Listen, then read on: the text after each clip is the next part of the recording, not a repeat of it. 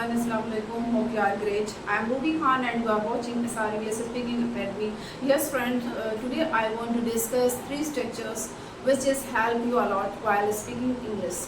First one is come what may, चाहे जो हो जाए. And second one, when it comes to, जब बात आती है. And third one, hardly ever. Hardly ever शायद ही कभी. फ्रेंड, ये सारे स्ट्रक्चर्स हमें स्पीकिंग में बहुत हेल्प करते हैं. आइए हम प्रैक्टिस करते हैं इनसे रिलेटेड सभी सेंटेंस को. फर्स्ट वन है कम व्हाट मे, चाहे जो हो जाए. Friend, sentence making process is very important. If you know how to speak, if you know how to make a sentence, you can easily speak out without stucking and without fumble. yes friend, so sentence making process is very important. So let's start. First one है I will help you come what may, चाहे जो हो जाए मैं आपकी मदद करूंगी. And next है he promised to support her come what may, उन्होंने वादा किया चाहे जो हो जाए उसकी मदद करूंगी. एंड नेक्स्ट वन है she will stand by her friends come what may, वह अपने दोस्तों के साथ खड़ी रहेगी चाहे जो हो जाए. एंड नेक्स्ट वन है we will complete the mission come what may, चाहे जो हो जाए मैं मिशन पूरा करूंगी.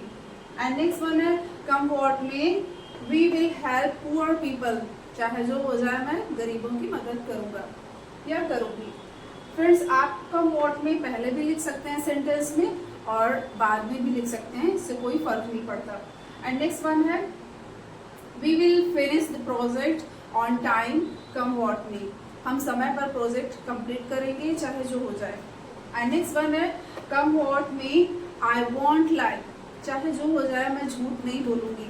एंड नेक्स्ट वन है कम वॉट में I will always be there for you. Friend, इस तरह से सेंटेंस की प्रैक्टिस करते हैं. व्हेन इट कम्स टू, इसका मतलब होता है जब बात आती है.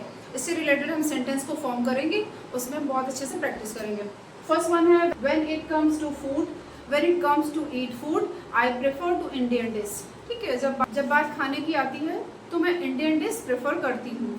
एंड नेक्स्ट वन है हमारा when it comes to telling a truth, जब बात सच बोलने की आती है you get back, आप पीछे हट जाते हो.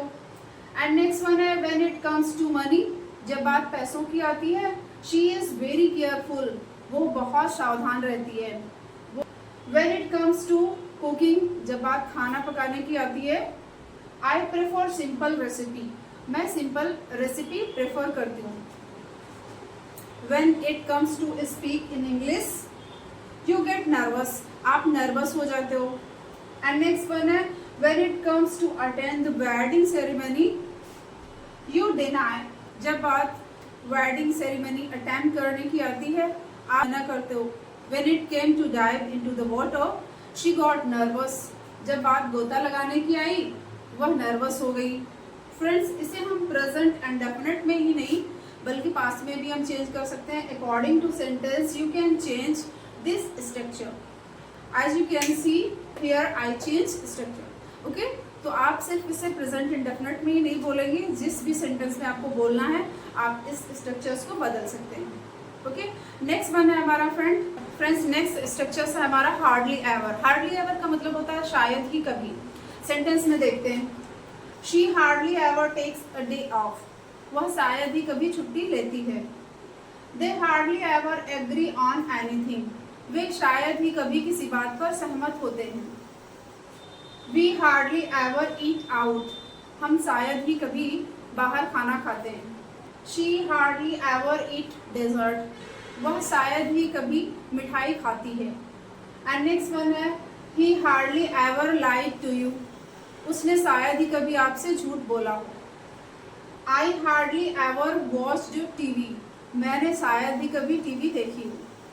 It hardly ever rain in the desert, रेगिस्तान में शायद ही कभी बारिश होती है. फ्रेंड्स, इस तरह से हम सभी स्ट्रक्चर्स को प्रैक्टिस करेंगे. Friend, watch this video till the end because this video help you a lot.